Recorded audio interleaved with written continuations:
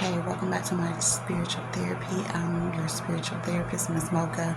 I hope you can hear me over this loud fan. I'm just in the bathroom real quick, but I want to get my spiritual therapy out of the way before I leave and go home. Okay, so I am on Numbers chapter 30, and it talks about laws of vows to God. And it basically said, every man that vows a vow to God shall keep his word, period. Every woman that vows also shall keep her word, unless she's living under her father's roof or with her husband under her husband's roof, their roof, because the father and the husband can object the woman's vows. So the Lord will forgive her if her vow or promise is objected by her husband or her father. Otherwise, if they say nothing or that they don't object, that just equals that they agree with whatever she's vowed or whatever she's promised, and she shall stand on her word just like the man. So that's what Numbers chapter 30 talked about. Okay, I'm gonna just make this real quick because we gotta get these out of the way so we can get to Deuteronomy this weekend, tomorrow most likely.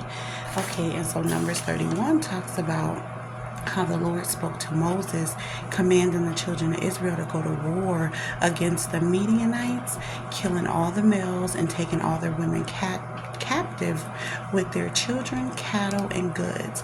So the chapter talks about, how God instructed them to divide the prey, which were the Midianites, and the offerings of the men who actually went to war, and what they had to do with the women, the children, and the belongings of the Midianites. So basically conquering them, taking over their land, killing them off and taking the women and children captive. God spoke to Moses, telling the children of Israel what to do with those women and children, their belongings, the land, the cattle, and everything like that, because they were taking over this land from, these wicked people. So that's what that chapter talked about. In Numbers chapter 32, talked about the tribes of Reuben and Gad wanting their own land, and that they saw the land that was suitable for them and their cattle and their so what they did was they asked for it. So they asked Moses, they asked the priests, they asked the heads of the congregation if they can have this specific land, because it was just enough for their families and their cattle, their livestock or whatever. And so they wanted to put their women and children up, while they helped the rest of the Israelites. And so Moses took it as they were trying to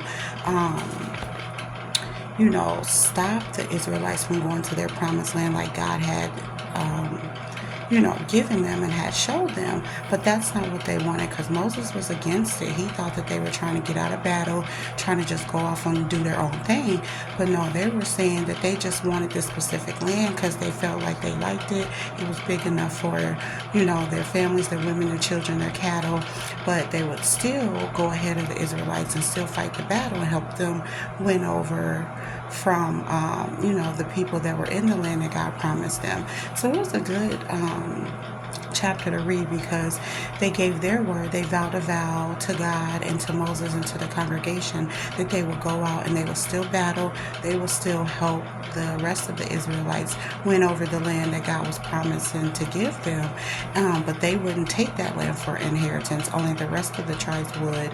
And the tribe of Reuben and the tribe of Gad would take the land that they had wanted, that was not promised to them. So they got to choose their own land. As long as they kept their word, still fought the war, still helped their fellow Israelites, and still, went out to battle. They said that they would stay out as long as their women and children were put up in this land, that they would fight until the Israelites received their inheritance.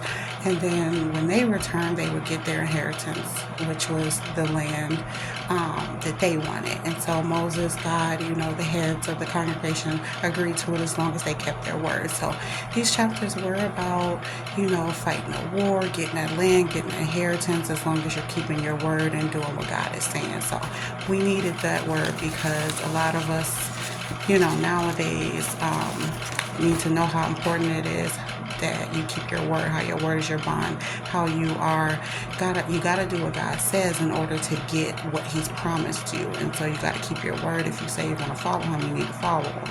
And so once you do, then you're able to get the things that He's promised you. So that's basically all I was talking about. But yes, they did have to go to war and have to battle and conquer the people that were actually living in the land in order to take it over by any means, basically on some Malcolm X stuff. But that's how the verses give it to us. And so that's how it was back then. And God ordered this. So yes, we're almost getting to the promised land. We're almost there. We're almost ending. I'll come back tomorrow and finish off Numbers, and then we'll move on to Deuteronomy. So as always, thanks for listening. I gotta go. Bye.